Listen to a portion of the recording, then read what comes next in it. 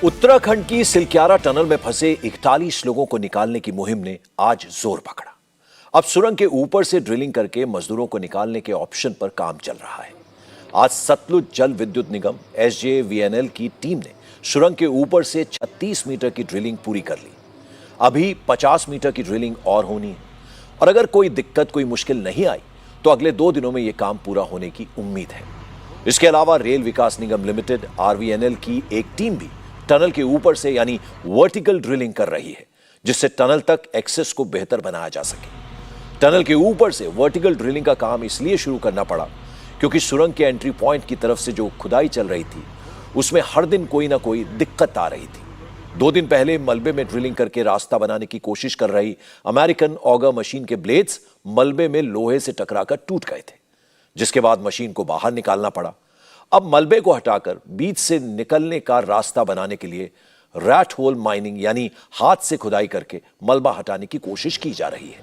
इसके लिए rat mining के एक्सपर्ट्स को दिल्ली से उत्तरकाशी बुलाया गया है और रैट माइनिंग का काम भी शुरू हो गया है। आज करीब 1.25 मीटर ड्रिलिंग रैट माइनिंग के जरिए हुई। हमारा जो वर्टिकल बोरिंग भी काम चल रहा है, जो SJVNL कर रहा है, वो हमारा अभी 36 मीटर हो चुका है।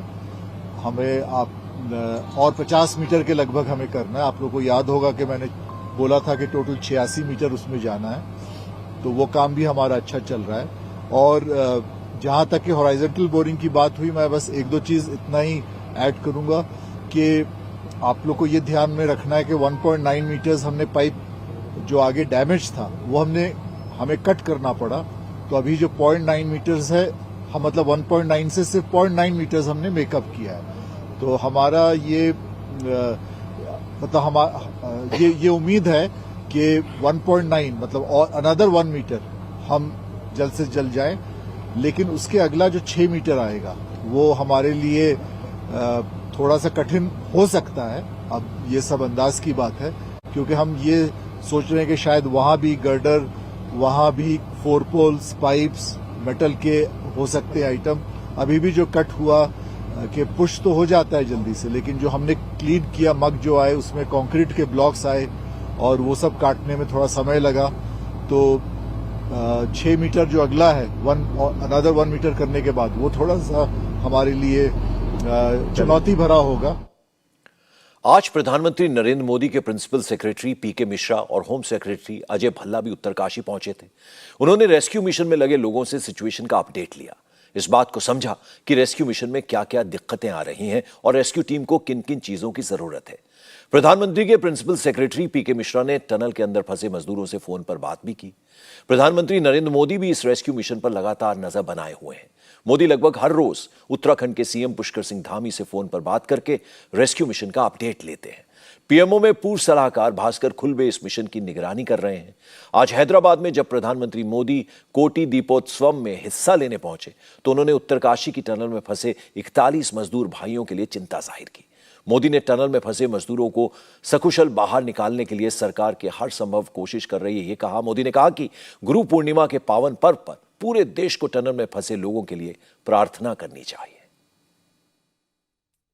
साथियों, आज जब हम देवी देवताओं से प्रार्थना कर रहे हैं, मानवता के कल्याण की बात करते हैं, तो हमें अपनी प्रार्थना में उन श्रमिक भाइयों को भी स्थान देना है जो बीते करीब 2 सप्ताह से उत्तराखंड की एक टनल में फंसे हुए हैं।